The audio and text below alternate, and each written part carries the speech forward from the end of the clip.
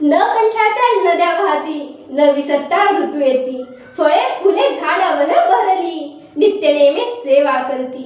पण काळानुसार सगळे बदलले, मानवानेच पर्यावरणाला फसवले. तोल टळतोय वातावरणाचा, रास होतोय पर्यावरणाचा, रास होतोय पर्यावरणाचा. आपले पर्यावरण हा आपल्या जीवनाचा अतिशय महत्त्वाचा भाग आहे. पर्यावरणातूनच आपल्याला अन्न, पाणी, हवा मिळत असल्याने हे आपल्या जगण्याचे मुख्य साधन आहे. खरं तर पर्यावरण हेच आपल्याला टिकवते आणि तिथे आपण श्वास घेतो आणि प्रत्येक क्षण जगतो. आपल्या जीवनाची गुणवत्ता ही मुख्य करून पर्यावरणावरतीच अवलंबून असते.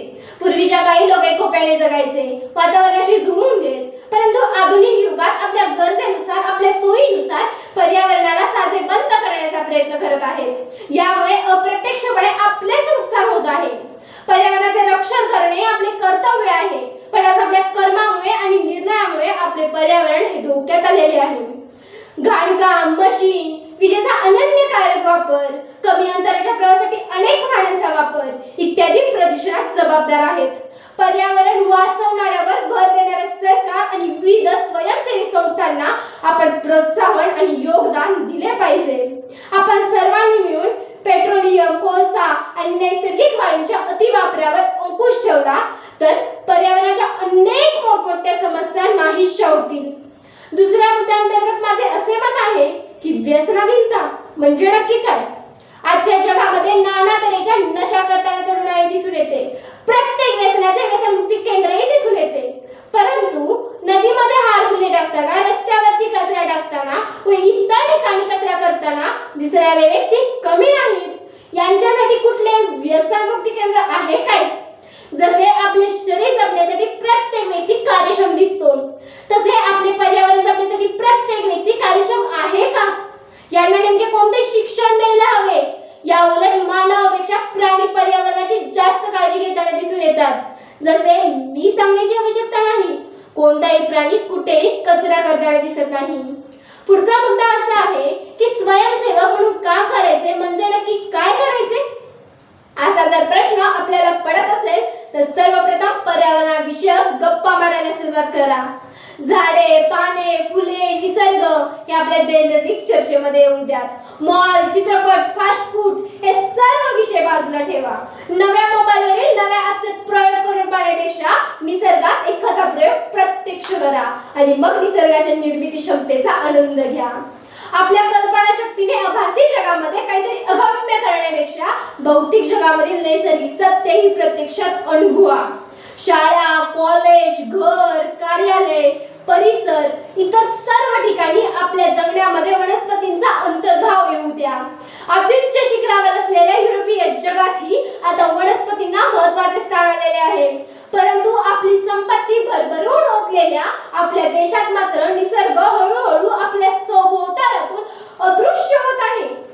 यावरून मला 11वी मधील झाडांच्या मनात जाऊन या कवितेची आठवण होते.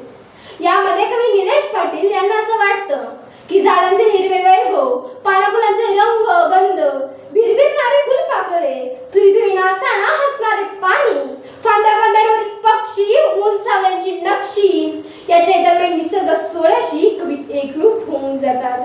यातील काही 4 ओळी मी आपल्यासमोर मांडते. मानवी स्पर्शना देते अस्तित्व फुलपाखरे, रानात अशा तू मजला ईश्वरा जरा टाकरे, मी झाड होऊन देते पसरीन आपले भाऊ, मी झाड होऊन देते पसरीन आपले भाऊ. हवेचा दर्जा वाढताच पर्यावरण चर्चेला जोर चढला.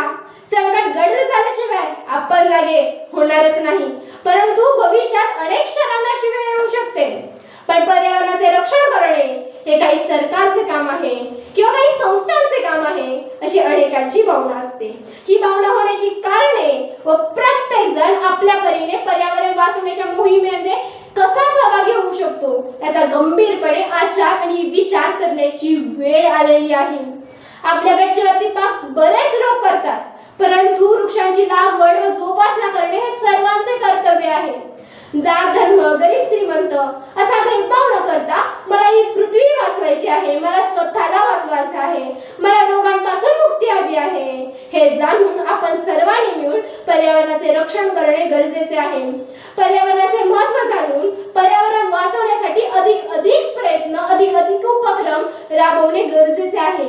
यासाठी पर्यावरण तज्ञ मंडळी भरपूर प्रयत्न करत आहेत. परंतु त्यातून काही निष्पन्न होत असेल तर नियम करायची गरज भासेल काय? आज हा विचार करण्याची परिस्थिती आलेली आहे.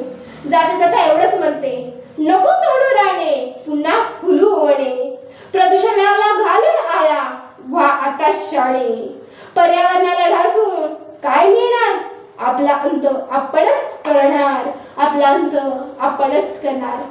आज जागतिक पर्यावरण दिनानिमित्त सर्व भारतीयांना व सर्व पर्यावरण प्रेमींना जागतिक पर्यावरण दिनाच्या हार्दिक शुभेच्छा.